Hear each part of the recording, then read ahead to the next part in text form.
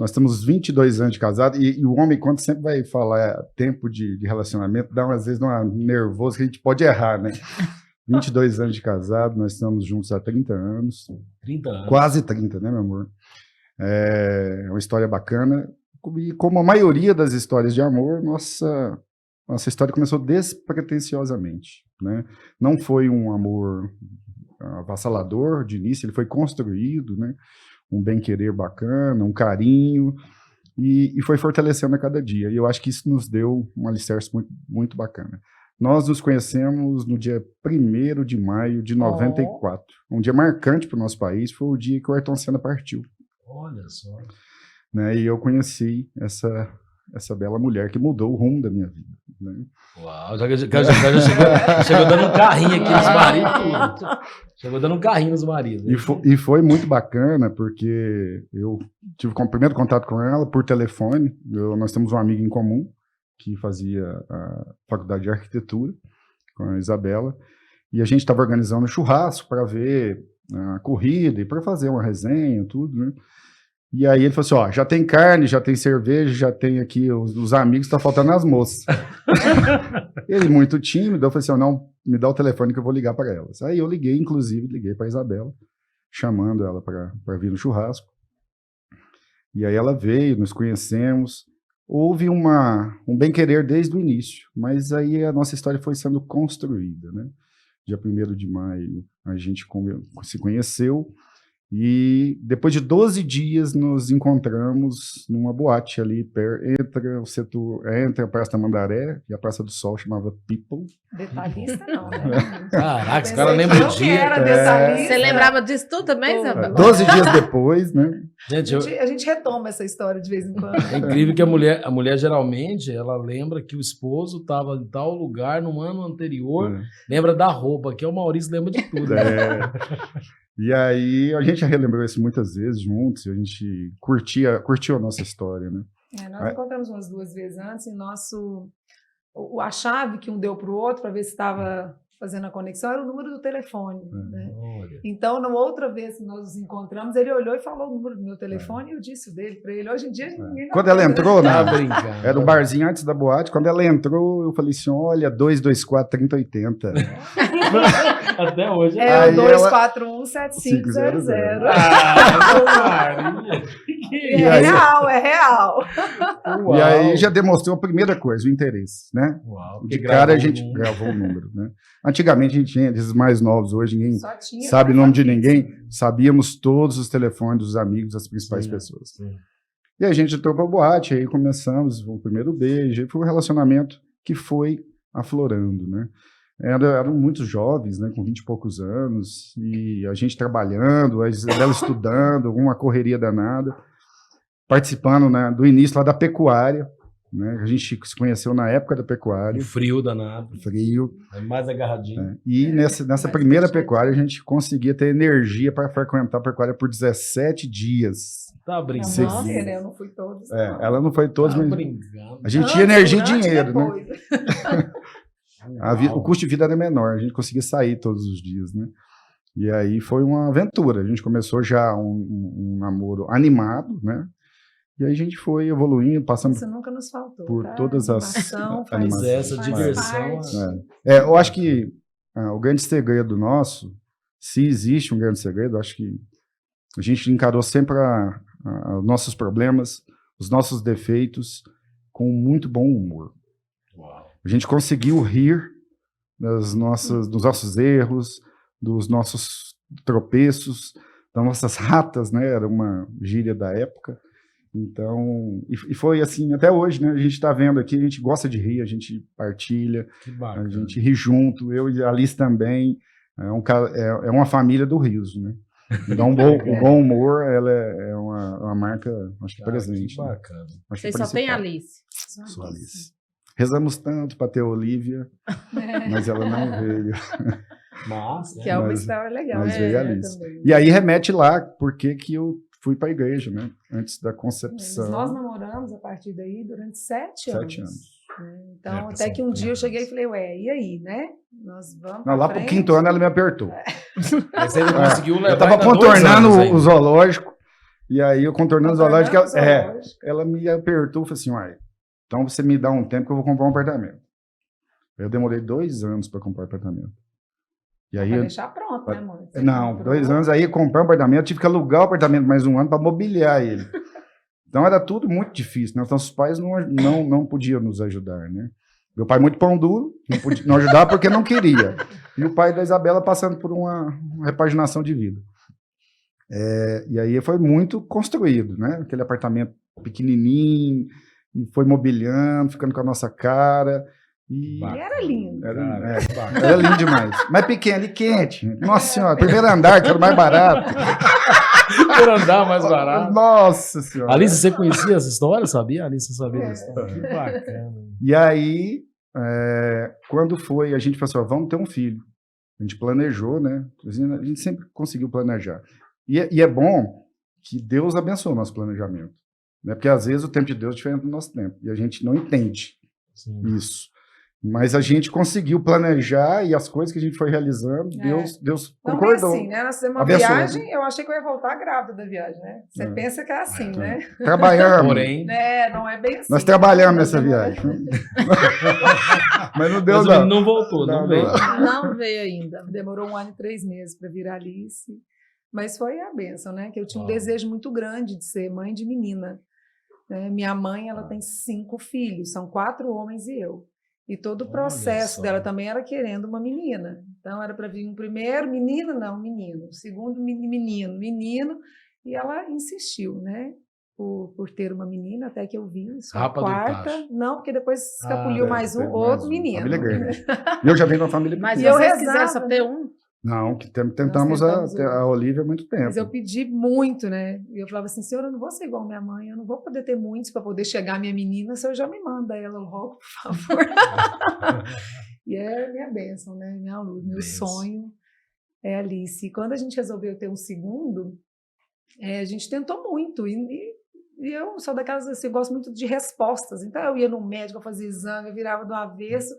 Nós nunca entendemos, né? Nunca teve. Até que um dia uma pessoa me perguntou, uma médica, né? Se eu acreditava em Deus, num consultório médico. Eu falei, por quê? Ela falou, não, é porque a medicina não é exata. E às vezes as suas respostas estão em Deus. Eu fui para casa perguntar, né? O que eu pedia tanto para Deus, né?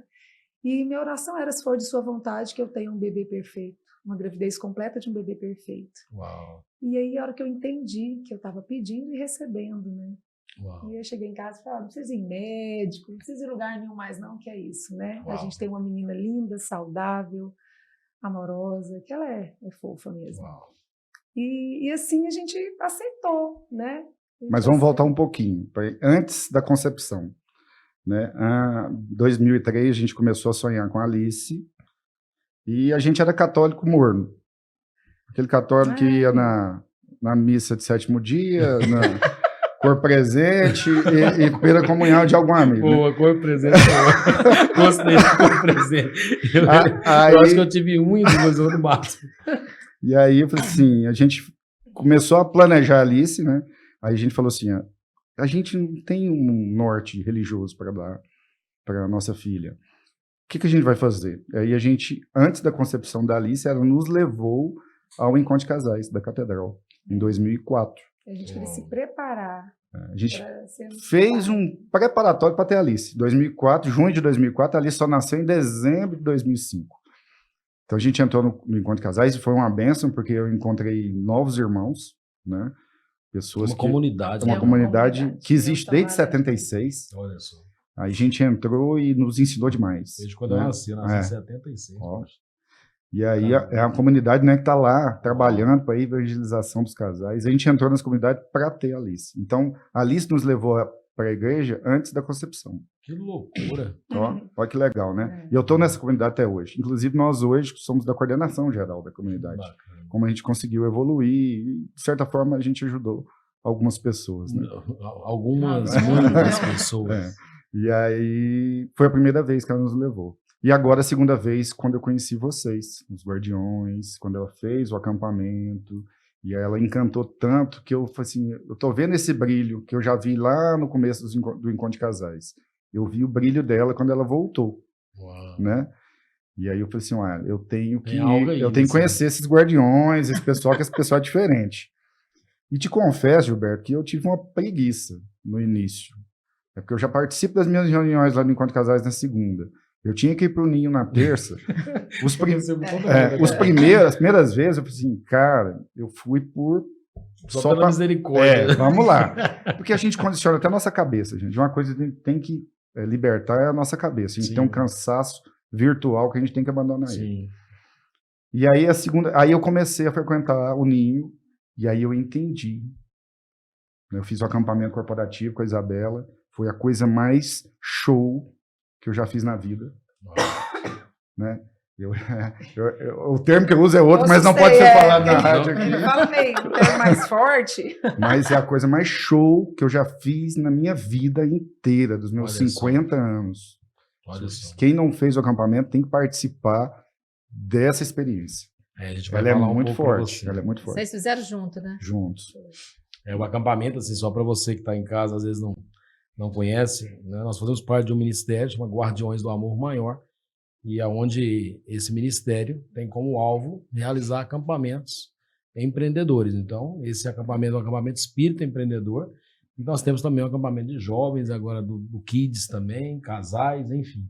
E esse acampamento que eles fizeram foi um acampamento espírita empreendedor. Na época chamava espírito, né?